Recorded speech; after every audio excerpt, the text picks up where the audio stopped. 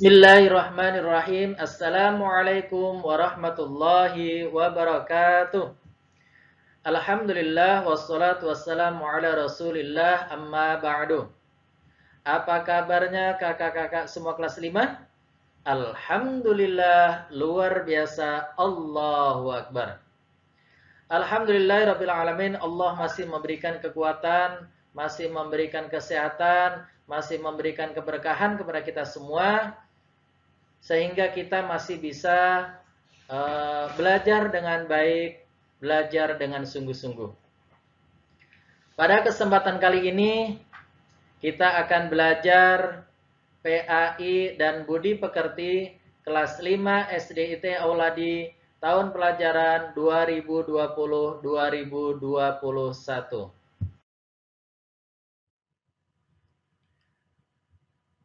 Pada semester ganjil ini kita akan mempelajari 5 bab. Bab yang pertama adalah mari belajar Al-Quran Surah At-Tin. Bab yang kedua, mengenal nama Allah dan kitabnya. Bab yang ketiga, cita-citaku menjadi anak soleh. Bab yang keempat, bulan Ramadan yang indah. Dan bab yang kelima adalah Rasul Allah idolaku. Pada kesempatan kali ini kita akan belajar bab 1, yaitu mari belajar Al-Quran Surah At-Tin.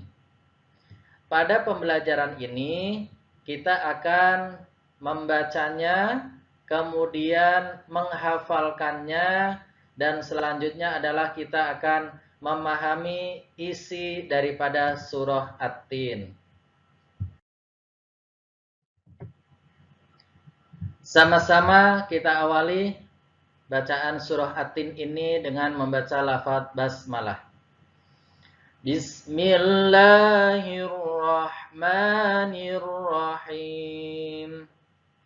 Wattini wazzaitun wa turi sinin wa hadzal baladil amin.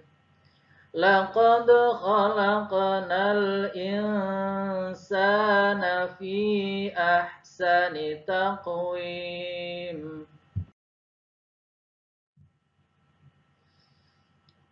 Thumma radadnahu asfala safilin. Illal ladzina amanu wa 'amilus solihati falahum ajrun ghairu mamnun. Fama yukadzibuka ba'du biddin. Alaisallahu biahkamil hakimin. Makna daripada surah At-Tin adalah surah At-Tin adalah surah yang ke-95 dalam Al-Quran. Surah ini terdiri atas 8 ayat dan termasuk golongan surah Makkiyah. Surah ini diturunkan setelah surah Al-Buruj. Nama At-Tin diambil dari kata At-Tin yang terdapat pada ayat pertama surah ini, yang artinya adalah buah tin. Ya, kita akan mencoba membaca kembali sambil menghafalkannya. Kemudian kita juga akan membaca artinya, sekaligus kita akan memahami isi daripada surah At-Tin. Bismillahirrahmanirrahim. Wattini wazzaitun. Demi buah tin dan buah zaitun. Di dalam ayat tersebut Allah bersumpah dengan tin dan zaitun, yaitu semacam buah-buahan untuk dimakan manusia. Ayat yang kedua, wa turi sinin, demi gunung Sinai. Bukit Sinai yaitu sebuah gunung atau sebuah bukit tempat Allah menurunkan wahyu kepada Nabi Musa alaihissalam. Apa wahyu Nabi Musa? Wahyunya adalah kitab Taurat. Di mana kitab Taurat ini adalah sebagai pegangan Nabi Musa dan kaumnya. Karena pada waktu itu kaumnya Nabi Musa masih menyekutukan Allah, berbuat syirik kepada Allah. Makanya Nabi Musa mengajaknya untuk kembali kepada Allah, menyembah kepada Allah, untuk meninggalkan perbuatan syirik. Ayat yang ketiga. Wa hadzal baladil amin. Dan demi negeri Mekah yang aman ini. Yang dimaksud dengan negeri yang aman adalah kota Mekah. Kenapa negeri kota Mekah ini aman? Karena di sanalah tempat dilahirkannya Rasulullah, sekaligus di sana ada Ka'bah, kiblatnya umat Islam. Allah bersumpah dengan 3 tempat tersebut sebagai isyarat perintah untuk mengetahui dan mempercayai turunnya wahyu Allah kepada para ulul azmi dari kalangan Rasul. Jadi Allah bersumpah 3 tempat. Tempat yang pertama adalah ada di ayat yang pertama, yaitu demi buah tin dan buah zaitun. Sumpah yang kedua ada di ayat 2, yaitu demi gunung Sinai. Dan yang ketiga adalah demi negeri Mekah, ada di ayat ketiga. Ayat yang keempat. Laqad khalaqnal insana fi ahsani taqwim. Sungguh kami telah menciptakan manusia dalam bentuk yang sebaik-baiknya. Manusia diciptakan sebagai makhluk yang paling baik di antara makhluk lainnya, baik secara jasmaniah maupun rohaniah. Ia dapat berdiri tegak, berbicara, berilmu. Hal itu disebabkan manusia dibekali dengan akal, pikiran, dan hati yang dapat berfungsi dengan baik, sehingga memungkinkan bagi manusia untuk menjadi khalifah di muka bumi.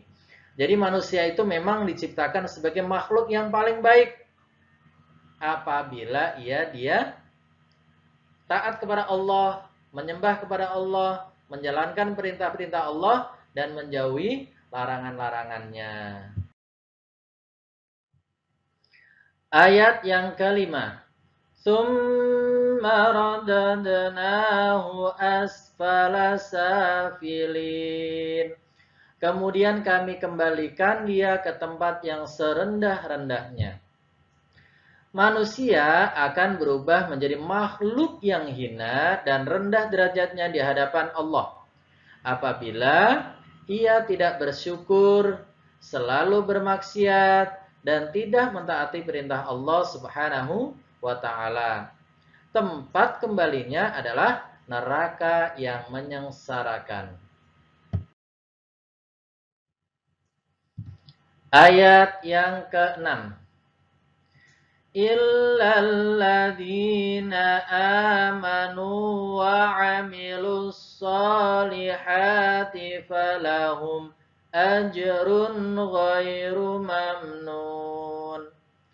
Kecuali orang-orang yang beriman dan mengerjakan kebajikan, maka mereka akan mendapat pahala yang tidak ada putus-putusnya.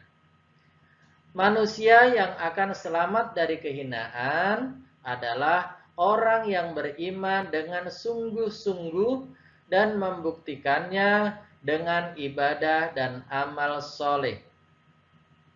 Mereka akan mendapatkan pahala yang tidak ada putus-putusnya, yaitu balasan surga dengan segala kenikmatannya dan kekal di dalamnya.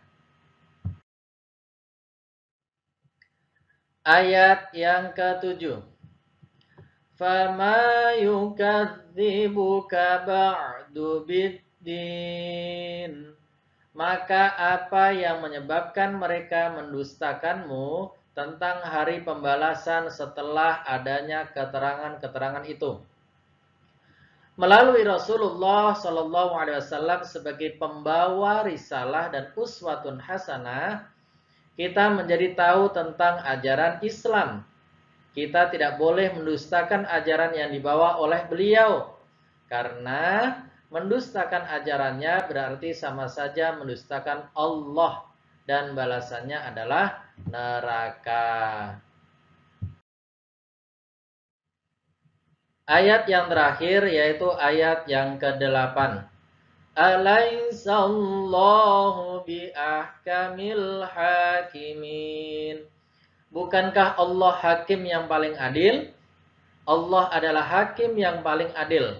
Manusia akan mendapatkan balasan sesuai dengan apa yang telah diusahakannya selama hidup di dunia. Jika baik amalnya, maka akan dibalas dengan kebaikan pula, yaitu surga dan ridhonya. Dan jika buruk amalnya, maka akan mendapat balasan yang buruk pula, yaitu neraka dan murkanya. Ya, semoga kita bisa menghafalkan surah At-Tin ini dengan bacaan dan tajwid yang benar. Kemudian juga kita bisa memahami isinya, sekaligus kita bisa mengambil pelajaran bahwasanya manusia itu adalah makhluk yang paling baik dan paling sempurna apabila kita bisa melaksanakan perintah Allah, kita taat kepada Allah, dan kita juga mensyukuri atas nikmat yang Allah berikan kepada kita. Kita meninggalkan semua perbuatan yang dilarang Allah, perbuatan-perbuatan dosa, perbuatan-perbuatan musyrik atau menyekutukan Allah. Ya, semoga kita mendapatkan keridhoannya, kita juga bisa masuk ke dalam surganya Allah Subhanahu wa taala. Semoga ada manfaatnya. Sama-sama kita tutup dengan membaca lafaz hamdalah. Alhamdulillahirabbil alamin. Billahi taufik wal hidayah. Wassalamualaikum warahmatullahi wabarakatuh.